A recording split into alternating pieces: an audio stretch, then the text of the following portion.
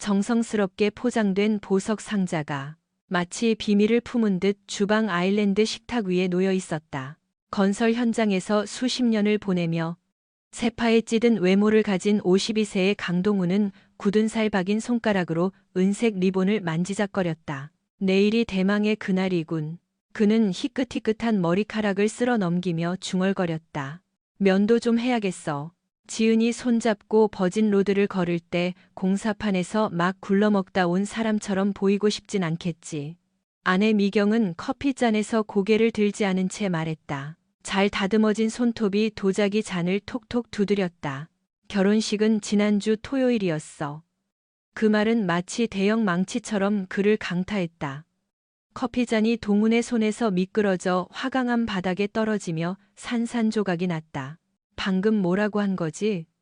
미경이 휴대폰을 식탁 위로 밀었다. 사진이 로딩되었다. 우아한 자태와 순백의 드레스. 야외 결혼식이었다. 동우는 그 장소를 알 것 같았다. 그리고 그의 인생에서 가장 자랑스러운 순간이어야 했을 그 사진 속에는 짙은 회색의 값비싼 턱시도를 입은 키 큰 남자가 딸의 손을 잡고 식장을 걸어가고 있었다. 지은이가 최민석 대표님한테 대신 입장해 달라고 부탁했어. 미경이 태연하게 말했다. 지은이는 좀 더 영향력 있는 사람이 필요하다고 했어. 영향력이라. 그가 씁쓸하게 그 단어를 되뇌었다. 민석 아저씨 정말 대단한 분이에요. 19살 난 아들 민우가 사과를 베어 물며 거들었다. 완전 부자시잖아요. 부동산으로 자수성가하셨대요. 지난달에는 저희를 그분 소유의 개인 별장에도 데려가 주셨어요. 이제 거의 가족이나 다름없죠. 아, 제가 저희라고 한 건 저랑 엄마, 누나 말한 거예요. 심지어 저한테 이 시계도 사주셨어요. 민우가 백금 시계를 자랑했다. 파텍 필립이에요. 민석 아저씨는 제가 자신의 젊은 시절을 떠올리게 한대요. 야망 있고 올라갈 준비가 된 사람이요. 미경의 눈은 여전히 커피잔에 고정되어 있었다. 그분은 민우에게 멘토링도 해주시고 명문대 인맥도 연결해 주셨어. 투자 기회도 주시고 젊은 애가 마땅히 누려야 할 미래를 보여주셨지. 당신은 해줄 수 없는 그런 미래 말이야. 그건 당신 생각이지 내 생각은 아니야. 동우는 3개월을 꼬박 모아 산 보석 상자를 집어들었다. 딸 지은이 감탄했던 진주와 다이아몬드 목걸이를 사기 위해 야간 근무까지 서가며 모은 돈이었다. 당신은 언제부터 나를 대체할 계획을 세운 거야? 나를 대체한다고. 강동훈, 네가 스스로 물러난 꼴이 된 건가? 당신이 가족을 데리고 동네 고깃집보다 더 근사한 곳에 간 게 언제였지? 노동자 계급의 벌이로는 감당하기 힘든 무언가를 아이들에게 해준 적이 언제였나? 노동자 계급이 이 집을 지었고 지은이 대학 등록금도 댔어. 동훈이 말했다. 민우가 끼어들었다. 민석 아저씨가 결혼식 비용 대부분을 대셨어요. 누나는 더 좋은 대우를 받을 자격이 있다고요. 그날 밤 미경이 잠든 사이 동훈은 위스키 한 잔과 노트북을 앞에 두고 앉았다. 부부 공동 계좌에는 결혼식 잔금으로 500만 원이 지출된 내역이 찍혀 있었다. 그는 그 계좌를 해지하고 새로운 계좌를 개설해 미경이 손댈 수 없는 곳으로 자금을 이체하기 시작했다. 엑셀 파일이 열렸다. 파일명, 청구서, 열 제목, 이름, 죄목, 가치, 상태. 첫 번째 항목. 이미경 외도 사기 배신 미정 대기 중. 월요일 전화가 빗발쳤다. 강 선생님, 엘레강스 웨딩입니다. 잔금 결제가 거부되었습니다. 전 초대받지 못했습니다. 동훈이 말을 잘랐다. 제 대타에게 청구서 보내세요. 정오가 되자 업체들은 소송을 걸겠다고 협박하기 시작했다. 동훈의 휴대폰은 지은이 보낸 다급한 문자로 계속 진동했다. 아빠, 무슨 일이에요? 업체들한테 전화 오고 난리예요. 왜 결제 안 했어요? 창피해 죽겠어요. 제발 좀 해결해줘요. 그는 전화를 꺼버렸다. 변호사 박, 변호사 사무실, 마호가니 책상 위에 서류들이 펼쳐졌다. 강 선생님, 부부 공동 재산을 동결하는 건 재앙입니다. 모든 걸 불태우는 꼴이 될 겁니다. 아내분이 박 변호사가 말을 이었다. 딸의 결혼식에서 당신을 남자친구로 대체했군요. 남자친구요? 증거 있습니까? 동훈이 두툼한 서류 뭉치를 밀어냈다. 은행 명세서, 호텔 영수증, 통화 기록. 6개월간의 뒷조사 내용이었다. 최민석, 3개월 주기, 5성급 호텔, 고급 레스토랑. 제가 감히 엄두도 못 낼 주말 여행들. 박 변호사의 눈썹이 치켜 올라갔다. 상당하군요. 얼마나 오래 지켜보신 겁니까? 의심하기 시작했을 때부터요. 신용카드는 거짓말을 안 하죠. 2인실 호텔 예약도 그렇고, 그리고 아들이 성을 바꾸고 싶어 한다는 것도요. 동훈이 턱을 악물었다. 어제 서류를 받았습니다. 강민우가 최민우로 개명하고 싶어 합니다. 엄마의 남자친구에게 법적으로 입양되겠다고요. 친부의 동의 서명이 필요하다더군요. 그런 일은 절대 없을 겁니다. 저에게 뭘 원하십니까? 전부 다요. 아내와의 모든 공동 자산 동결, 외도로 인한 이혼 소송, 제 사업에 대한 어떤 권리 주장도 방어해 주시고, 그리고 최민석에 대한 모든 걸 알고 싶습니다. 재정 상태, 거래 내역, 약점까지. 누구나 비밀은 있습니다, 박 변호사님. 특히 부자들은 더 그렇죠. 그 작자의 비밀을 알고 싶습니다. 수요일, 동훈의 서명이 담긴 내용 증명이 도착했다. 그는 트럭에 앉아 법적 서류를 3번째 읽고 있었다. 개명 허가 신청서. 신청인. 강민우, 최민우. 사유. 새로운 가족 구성원과의 결합. 성인 입양 청구. 새로운 가족 구조에 맞추기 위해 친부의 동의 필요. 건조한 법률 용어들이 어떤 육체적 상처보다 더 깊게 가슴을 찔렀다. 전화가 울렸다. 미경의 목소리는 공포에 질려 있었다. 이 말도 안 되는 짓거리가 너무 심하잖아. 당장 집으로 와. 수표책 가져오고. 동우는 대꾸하지 않았다. 그는 침묵 속에 운전했다. 도로는 흐릿했고 헤드라이트 불빛만이 칼날처럼 어둠을 갈랐다. 20분 후 현관문을 열고 들어섰을 때 미경이 기다리고 있었다. 그녀는 현관에 서서 팔짱을 낀 채 자신이 마땅히 누려야 한다고 생각하는 저녁 식사 후에 옷차림을 하고 있었다. 동훈의 손에는 지난주 최민석의 가평 별장 자갈길에서 주워온 그녀의 가운이 비닐봉지에 담겨 있었다. 왔네. 그녀가 침착하려 애쓰며 말했다. 잘 됐어. 우리 얘기 좀 해야 한다고 했잖아. 이런 식으로는 아니었어. 난 차분하고 이성적으로 대화하고 싶었지. 이런 난장판 말고. 동훈이 비닐봉지를 들어 올렸다. 미경이 찌푸렸다. 그게 어디 있었어?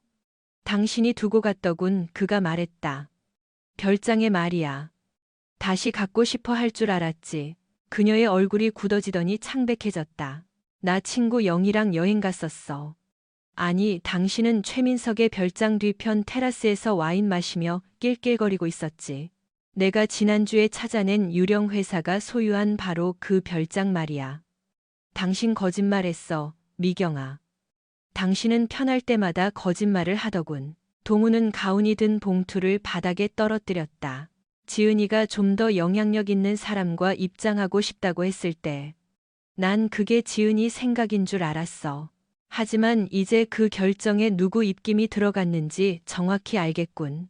당신은 이해 못해. 난 다 이해해. 호텔, 레스토랑, 멘토링, 그 비밀들. 당신은 날 속이기만 한 게 아니야. 내 인생에서 날 밀어냈어. 하나씩 아주 철저하게 계산해서. 그녀가 다가오려 했지만 동우는 손을 들어 제지했다. 오지 마. 우린 이제 위로 섞인 거짓말이나 한밤중의 사과 따위가 통할 단계를 지났어. 지금 중요한 건 당신이 얼마나 빨리 짐을 싸서 나가느냐야. 미경의 목소리가 떨렸다. 당신한테 상처 주려던 건 아니었어. 하지만 당신이 자초한 거야. 그리고 이제 난 그게 무슨 의미인지 결정해야 해. 집, 사업, 그리고 우리 아이들을 위해서. 그녀가 그를 쏘아보았다. 나한테 뭘 원해? 2달 전에는 진실을 원했지. 지금은 대가를 원해. 그가 들어선 집은 낯설게 느껴졌다. 비싼 물건들이 여기저기 놓여 있었다. 쿠션, 그림, 와인 컬렉션. 가족 사진들은 재배치되었고 몇 개는 사라졌다. 청첩장이 벽난로 선반 위에 놓여 있었다. 지은의 결혼을 알리는 우아한 글씨체. 그의 이름은 어디에도 없었다. 미경은 거실에 서서 외출복 차림을 하고 있었고 그 뒤로 민우가 소파에 길게 누워 새 시계를 번쩍이고 있었다. 이 난동 좀 그만 부려요. 잠시의 침묵 후 그녀가 말했다. 난동이라. 계좌 동결하고 지은이 결혼식 비용 지급 거절하고. 당신 지금 우리 망신시키고 있어. 동우는 벽난로로 다가가 청첩장을 집어들었다. 우리라? 지은이 이름, 남편 이름. 혼주로서의 영광을 누린다는 문구는 보이는데 어째서인지 내 이름은 쏙 빠져 있군. 당신은 항상 일만 하잖아, 항상. 이걸 지불하기 위해서 일했어. 그가 청첩장을 들어보였다. 잔금 500만 원. 총액 3억만 원 가까이 되는 돈 말이야. 하루 16시간씩 일하고 시멘트 뒤집어 쓴 채 집에 오면서 번 돈들이지. 민석 아저씨가 비용을 도와주셨어. 최민석. 동우는 청첩장을 조심스럽게 내려놓았다. 그 작자에 대해 말해봐. 미경의 침착함이 흔들렸다. 그분은 내 친구야. 성공한 사업가고. 당신을 해변 리조트로 데려가는 친구? 내 딸을 데리고 식장에 들어가는 친구? 당신 너무 의심이 많아. 동우는 휴대폰을 꺼내 사진 한 장을 넘겼다. 이 사진 기억나? 아주 선명하던데. 3월 15일 해변 리조트. 당신과 최민석 손잡고 허니문 스위트로 걸어가는 모습. 그건 허니문 스위트에서 한 비즈니스 미팅이었어. 동훈의 목소리가 속삭이듯 낮아졌다. 무슨 종류의 비즈니스인지 알겠군. 미경의 얼굴에서 댐이 무너지듯 핏기가 빠져나갔다. 3개월이야, 미경아. 내가 지방 출장 갈 때마다, 당신이 언니네 간다고 했을 때마다 그는 사진 몇 장을 더 넘겼다.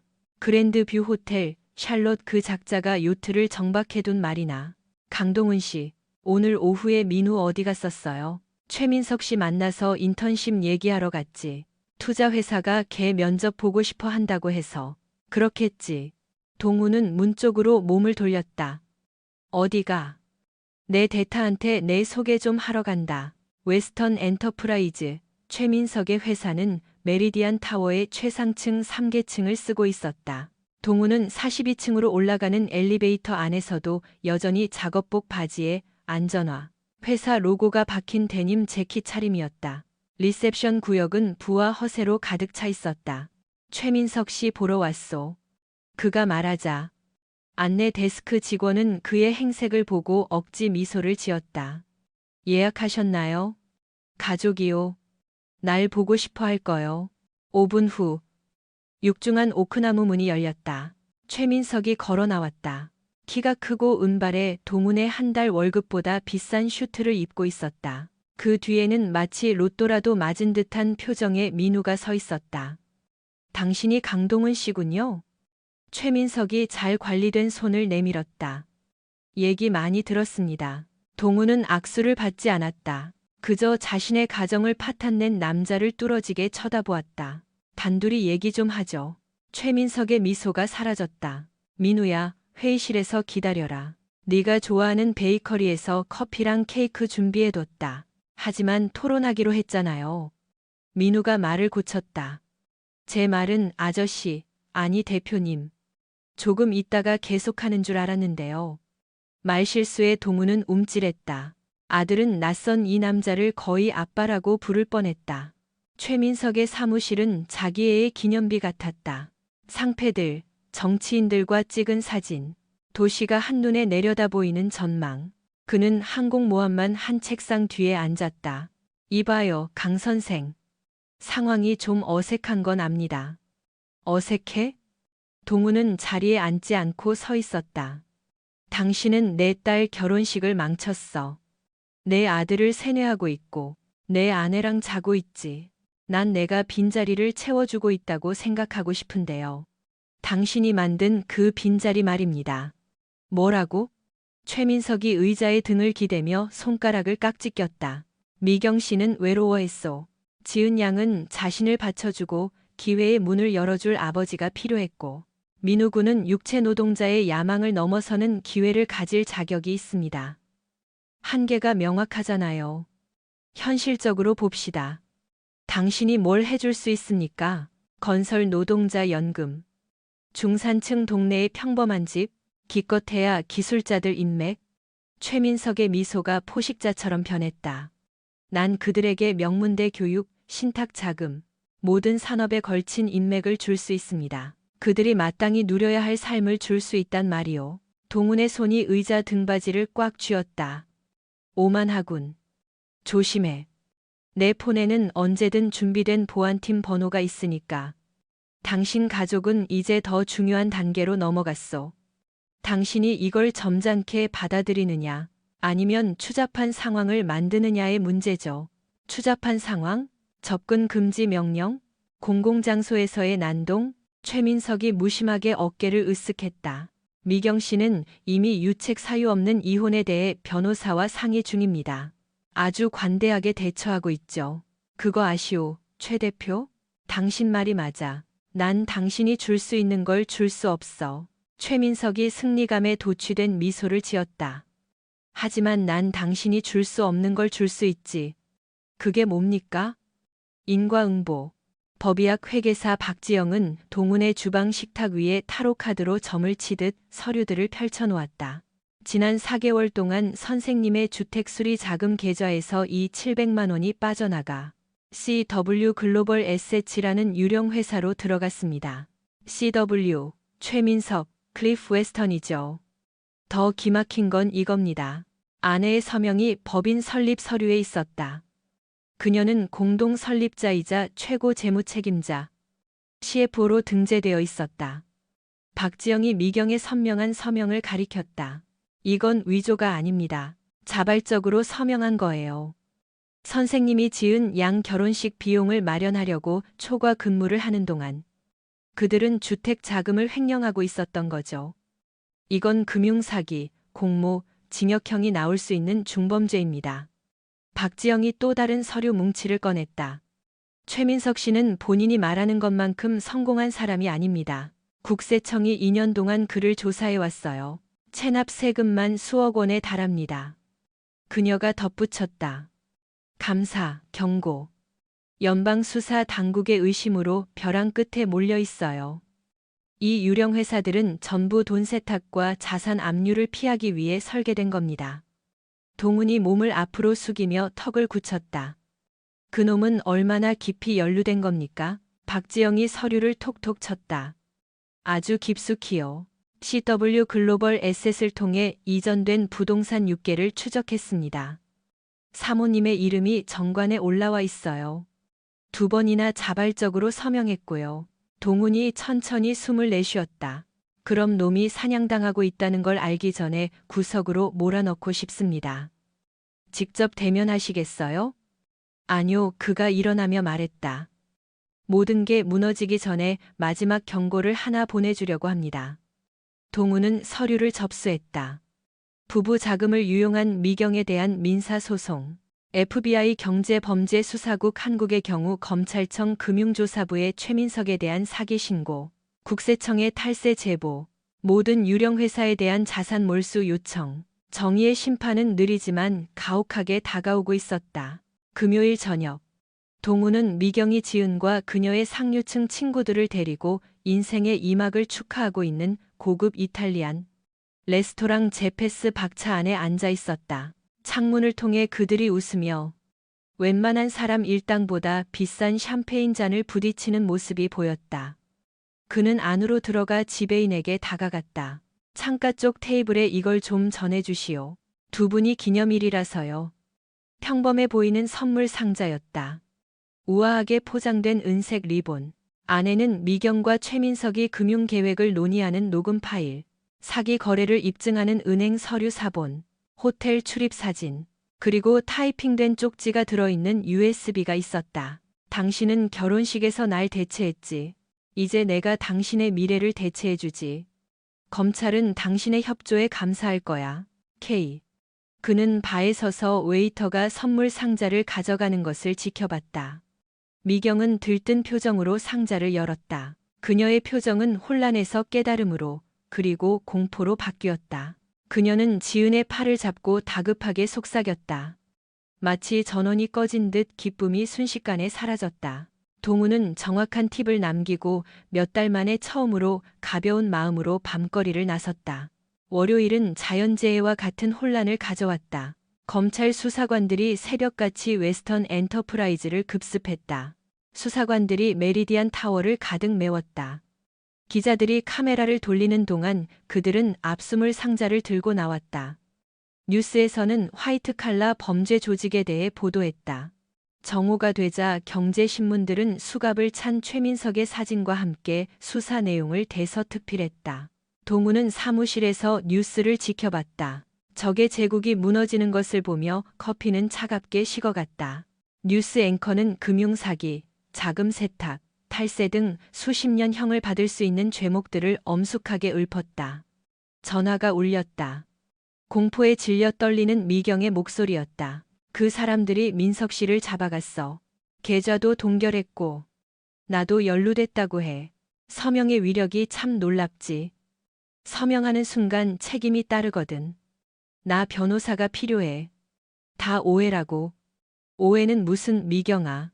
당신은 당신 남자친구의 범죄 제국을 돕기 위해 우리 공동 계좌에서 이 700만 원을 훔쳤어. 유령 회사 이사로 스스로 서명했고 연방 범죄에 적극 가담한 거야. 당신이 자초한 일이야. 당신이 우릴 고발한 거야. 난 아무것도 망치지 않았어. 난 모든 걸 폭로했을 뿐이야. 차이가 있지. 선택에는 대가가 따르는 법이야. 미경아, 그 단어 잘 기억해둬. 앞으로 지겹게 듣게 될 테니까. 뚝. 1시간 후 민우가 건설 현장에 나타났다. 하룻밤 사이에 5년은 늙은 것 같은 얼굴이었다. 미쳤어. 민우의 얼굴이 분노로 붉게 상기되었다. 민석 아저씨 체포됐어. 엄마 이름도 수사 명단에 올랐고 누나는 업체들이 돈 내놓으라고 난리쳐서 패닉 상태야. 아빠가 이런 거야. 아빠 질투심 때문에 다 망친 거라고. 동우는 그를 현장 사무소 트레일러로 데려가 파일 캐비닛을 열고 두툼한 서류 뭉치를 꺼냈다. 앉아. 동우는 금속 테이블 위에 서류들을 펼쳤다. 내 친구 최민석이 몇 달 동안 우리 돈을 훔치고 있었어. 주택 수리 기금에서 이 700만 원. 내 엄마가 도왔더구나. 말도 안 돼. 엄마 서명, 주민등록번호, 그 사람 유령 회사의 공동 설립자로 참여한 기록까지 다 있어. 동훈이 손가락으로 짚어주며 말했다. 내가 네 누나 결혼식 비용 대려고 하루 16시간씩 일하는 동안 그들은 우리 돈을 빼돌려서 자기들 불륜 자금으로 쓰고 있었던 거야. 민우는 서류를 멍하니 바라보았고 얼굴에는 5만 가지 감정이 스쳐 지나갔다. 이게 사실일 리 없어. 검찰은 사실이라고 생각하더구나. 그래서 최민석이 구치소에 갇혀서 20년형을 마주하고 있는 거야. 하지만 그 별장, 시계, 인턴십은요. 아저씨가 훔친 돈으로 절 하버드 혹은 명문대에 보내준다고 했다고요, 민우야. 우리 돈을 훔쳐서 말이다. 내가 널 위해 뼈 빠지게 일해서 번 돈으로. 내가 못 가본 기회를 주려고 모은 돈으로. 민우의 손이 증거 서류를 넘기며 떨렸다. 전 몰랐어요. 그래, 넌 몰랐지. 하지만 혜택을 누릴 땐 즐거웠잖아. 지은이가 그 사람 손잡고 식장에 들어갈 때 즐거웠던 것처럼. 이제 어쩔 거냐? 이제 현실을 마주해야지. 최민석은 감옥에 갈 거야. 내 엄마도 따라갈 수 있고. 신탁 자금에 기댄 호화로운 삶은 존재하지 않았어. 사기와 도둑질 위에 세워진 기회였을 뿐이지. 그럼 전 어떻게 해요? 빨리 철들어라. 정직한 노동이 뭔지 배워. 진짜 기회는 노력이 만드는 거지. 범죄자와의 인맥에서 나오는 게 아니란 걸 깨달아라. 이건 아빠 잘못이에요. 아빠가 좀 더 나은 아버지였다면 나은 아버지? 동훈의 목소리가 위협적으로 낮게 깔렸다. 난 이 가족을 위해 뼈가 으스러지게 일했어. 너희 교육, 미래를 위해 한 푼 두 푼 모았다고. 난 진짜를 지속 가능한 무언가를 짓고 있었어. 넌 포장이 예쁘다고 그걸 가짜 금이랑 바꿔버린 거야. 민우가 문 쪽으로 뛰쳐나가더니 뒤를 돌아보았다. 이 일 때문에 아빠가 증오스러워요. 좋아. 그 감정 잘 간직해라. 그게 충성심의 진짜 의미를 상기시켜 줄지도 모르니까. 트레일러 문이 쾅 닫히며 창문이 흔들렸다. 법정은 기자들, 검사들, 그리고 피해자들로 가득 찼다. 평생 모은 돈을 날린 투자자들, 대금을 못 받은 하청업체들, 퇴직금을 떼인 직원들. 동우는 뒤쪽에 앉아 아내의 연인이 주황색 수의를 입고 수갑을 찬 채 끌려오는 모습을 지켜봤다. 박 검사가 또렷하게 말했다. 재판장님, 피고인은 투자자들을 속이고 자금을 세탁하기 위해 복잡한 유령회사 네트워크를 운영했습니다. 저희 수사 결과 여러 주에 걸쳐 20억 원 이상의 사기 거래가 발견되었으며 수십 명의 피해자가 발생했습니다. 최민석의 비싼 변호사가 절망적으로 방어를 시도했다. 제 의뢰인은 모든 혐의를 부인합니다. 이는 과잉 기소입니다. 박 검사가 말을 잘랐다. 재판장님, 저희는 피고인을 3년에 걸친 금융사기, 탈세, 자금 세탁 및 공모 혐의와 연결하는 물적 증거를 확보했습니다. 공범인 이미경 씨가 유죄 인정 조건부 가명 협상 플리바게닝을 대가로 증언을 제공했습니다. 동훈의 심장이 조여왔다. 미경이 배를 갈아탔다. 살기 위해 연인을 배신한 것이다. 엄격하고 노련한 판사가 기록을 검토했다. 보석금은 50억 원으로 책정합니다. 전액 현금 납부만 가능합니다. 피고인은 여권을 반납하고 재판 대기 기간 동안 전자발찌 감시를 받아야 합니다. 최민석은 줄 끊어진 인형처럼 무너져 내렸다. 계좌가 동결되고 자산이 압류되어 제국이 폐허가 된 상황에서 현금 50억 원은 불가능했다. 법원 밖에서 동우는 변호사의 BMW로 향하는 미경을 막아섰다. 그녀는 10년은 늙어 보였고 눈은 옅했으며 호화로운 쇼핑의 흔적이 사라진 초라한 옷을 입고 있었다. 그 사람에게 불리한 증언을 했더군. 그녀는 감히 그의 눈을 쳐다보지 못했다. 그럴 수밖에 없었어. 그들이 날 주범으로 엮으려고 했어. 20년이야, 여보. 감옥에서 20년이라고. 그래서 거래했어. 공범 인정. 집행유예 5년 전액 배상. 배상이 얼마지? 전부 다. 집, 연금, 내 보석들. 내가 가진 모든 걸 피해자들에게 갚아야 해. 잘 됐군. 여보, 제발. 내가 실수했어. 하지만 우리 해결할 수 있잖아. 상담도 받고 다시 시작하자. 처음부터 다시. 동훈의 웃음소리는 겨울 바람처럼 차가웠다. 당신이 날 범죄자로 대체하지 않은 척할 수 있을 거라고 생각해? 우리 아들이 성을 바꾸려 하지 않은 척? 당신이 불륜 자금 대려고 우리 가족 돈을 훔치지 않은 척? 미경이 울기 시작했다. 이렇게까지 될 줄은 몰랐어. 하지만 일어났지. 이제 대가를 치러. 그녀가 법원 주차장에서 흐느끼는 것을 뒤로하고 그는 떠났다. 2달 후 집은 경매로 넘어갔다. 미경이 내야 할 배상금이 그녀의 모든 것을 앗아갔다. 언론 보도 때문에 망신을 당한 지은은 시댁 식구들이 사돈이 연루된 범죄 조직과 엮이기 싫어하는 바람에 남편과 함께 연고가 없는 지방으로 이사했다. 민우는 대학을 중퇴했다. 최민석이 약속한 지원 없이는 등록금을 낼 수 없었다. 그는 물류 창고에 취직해 생애 처음으로 진짜 노동을 배우게 되었다. 개명 신청서는 집배원을 통해 마지막으로 반송되었다. 민우는 복도에 서 있었는데 19살 치고는 너무나 지쳐 보였다. 비싼 옷은 사라지고 평범한 작업복과 청바지, 안전화, 땀에 젖은 티셔츠 차림이었다. 이 탄원서에 서명 좀 해주세요. 똑같은 요청이에요. 강 씨에서 최 씨로 바꾸는 거요. 여전히 그 꿈을 쫓고 있구나. 하지만 이젠 꿈이 아니에요. 생존 문제라고요. 민우의 목소리가 떨렸다. 이 동네에서 강 씨라는 이름은 독이나 마찬가지예요. 모두가 소송에 대해, 뉴스 보도에 대해, 범죄 연루에 대해 알아요. 제대로 된 일자리를 구할 수가 없어요. 좋은 학교도 못 가고요. 전문대조차 절 의심스러운 눈초리로 봐요. 이름에 대해 뭐 좀 알려줄까, 민우야? 이름이 바뀐다고 네가 바뀌진 않아. 자론 내서 자론 보고 아롱지라 내시보. 그건 내가 한 짓을 숨기는 방법만 바꿔줄 뿐이지. 동우는 펜을 들었고 잠시 민우의 얼굴에 절박한 희망이 스쳤다. 동우는 신청서 위에 이렇게 적었다. 영구 거절. 아빠는 우리 가족보다 최민석을 택한 거나 다름없어요. 그 사람 돈이랑 우리 가족을 바꾼 거라고요. 그 사람 거짓말을 제 진실보다 더 믿으신 거예요. 동훈이 종이를 돌려주었다. 이름은 바뀔 수 있어도 아들아, 대가는 평생 따라다닌단다. 민우는 손을 떨며 거절당한 신청서를 바라보았다. 그럼 전 어떻게 해요? 내가 대체당하는 걸 견뎌냈던 것처럼 너도 이걸 견뎌내라. 잔인하시네요. 아니, 민우야. 잔인한 건 친아빠를 집에 두고 딴 놈 손잡고 식장에 들어가는 거야. 잔인한 건 자기를 먹여 살리는 사람의 돈을 훔치는 거고, 더 잔인한 건 그 사람한테 자기 잘못의 대가를 피하게 도와달라고 요구하는 뻔뻔함이지. 동우는 아파트로 들어가 버렸고, 민우는 쓸모없는 종이 쪼가리와 자신의 선택이 낳은 짐을 짊어지고 복도에 남겨졌다. 재판 6개월 후, 동우는 8년형을 선고받고 복역 중인 최민석으로부터 편지를 받았다. 그는 삭막한 면회실을 찾았다.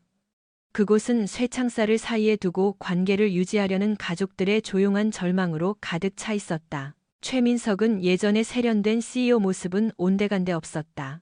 판눈, 헐렁한 주황색 수에 20년은 더 늙어 보였다. 와주셔서 감사합니다. 동우는 말없이 기다렸다. 모든 것에 대해 사과하고 싶었습니다. 미경 씨, 결혼식, 당신 가족을 빼앗으려 했던 것. 당신이 뺏은 건 없어. 그들이 제 발로 찾아간 거지. 당신 결혼 생활을 망칠 의도는 없었습니다. 그냥 어쩌다 보니 그렇게 됐어요. 저절로 되는 건 없어, 최민석 씨.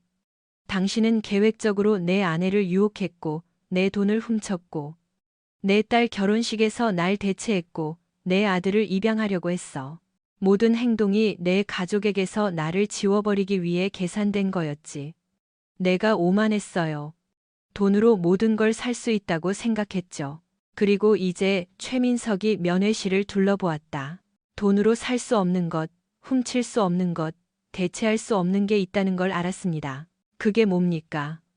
존경심, 진짜 가족, 한 남자의 유산, 대가를 바라지 않는 사랑 같은 거요. 지난달에 당신 아들이 날 보러 왔었습니다. 동훈이 멈칫하며 돌아섰다. 내가 출소하면 자기를 도와줄 수 있냐고 묻더군요. 여전히 쉽게 얻는 돈, 노력 없는 인맥을 쫓고 있어요. 뭐라고 해줬소? 아버지한테 물어보라고 했습니다. 바닥에서부터 모든 걸 일군 사람에게, 성공하기 위해 훔치거나 거짓말할 필요가 없었던 사람에게 물어보라고요.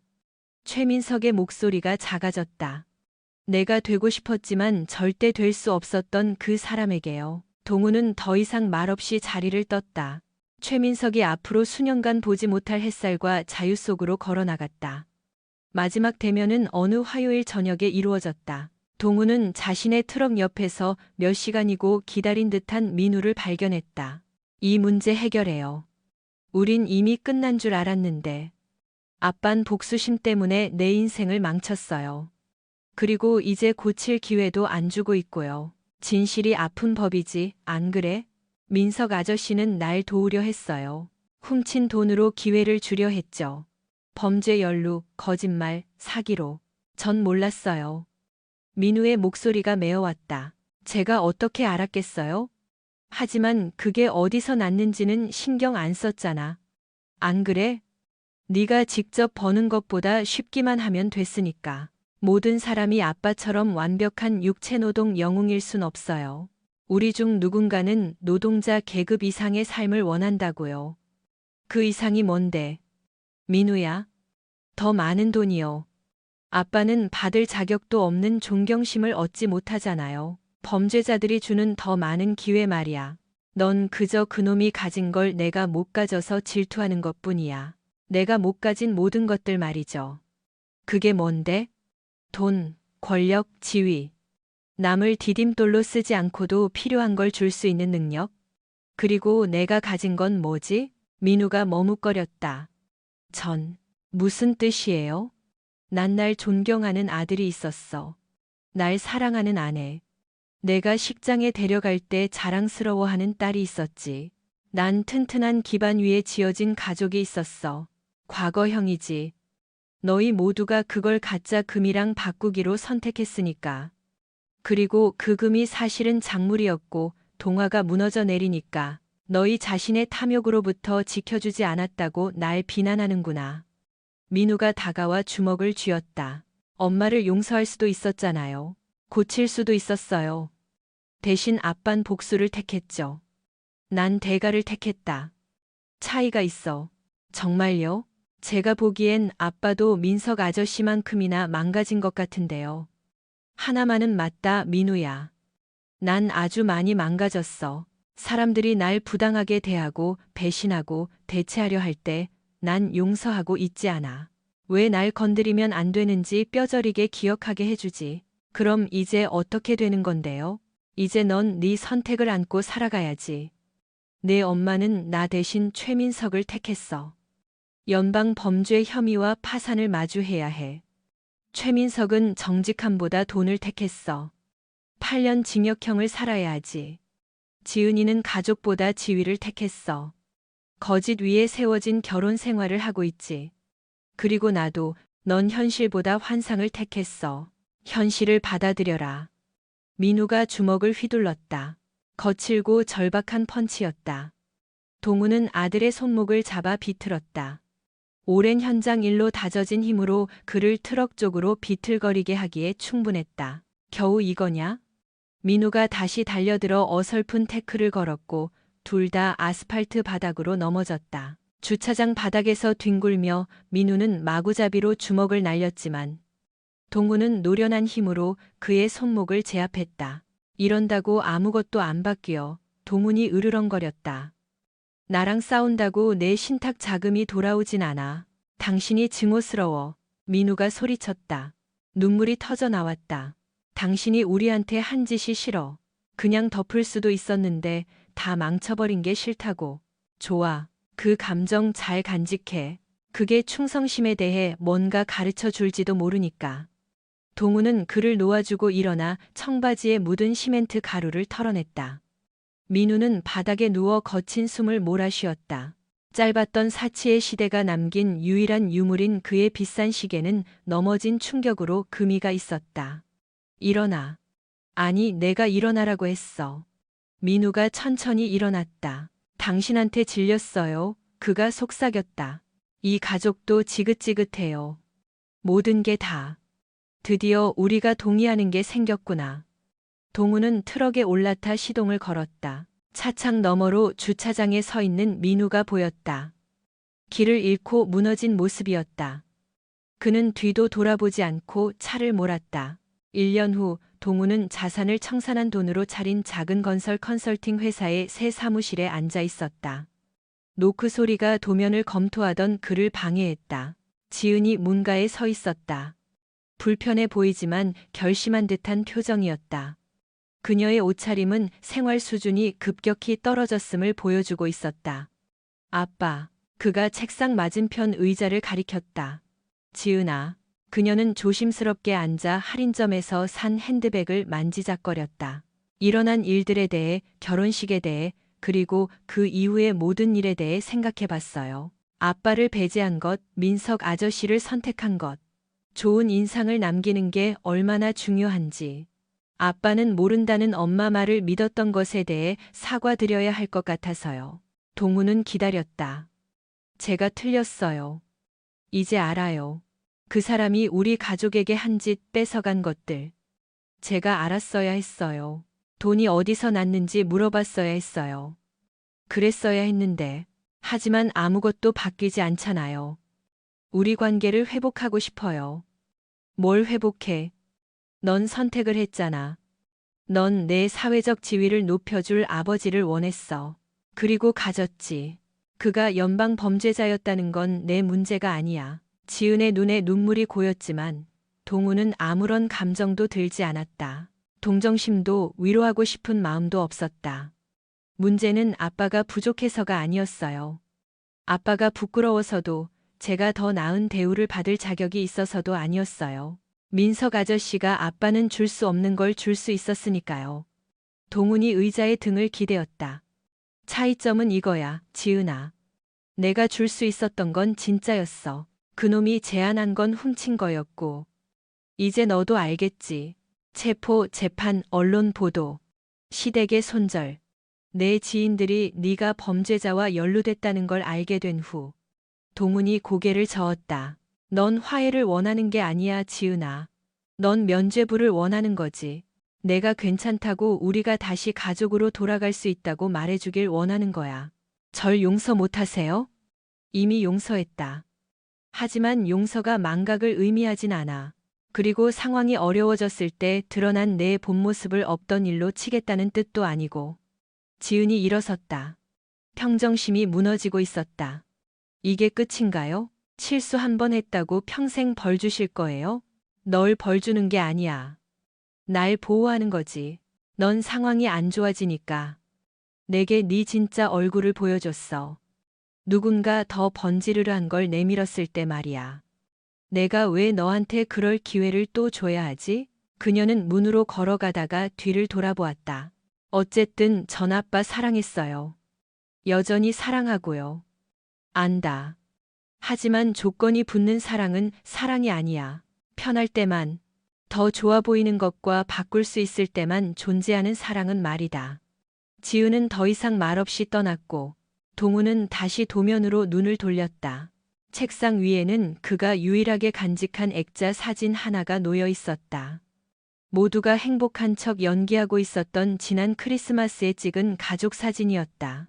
그는 액자를 집어들고 그들의 얼굴을 찬찬히 뜯어본 뒤 책상 서랍을 열어 사진이 보이지 않게 뒤집어 넣었다. 어떤 상처는 결코 아물지 않는다.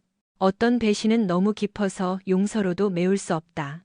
그리고 때로는 자신을 구하는 유일한 방법은 상처 준 사람들이 자신의 선택이 낳은 결과와 함께 살아가도록 내버려 두는 것뿐이다.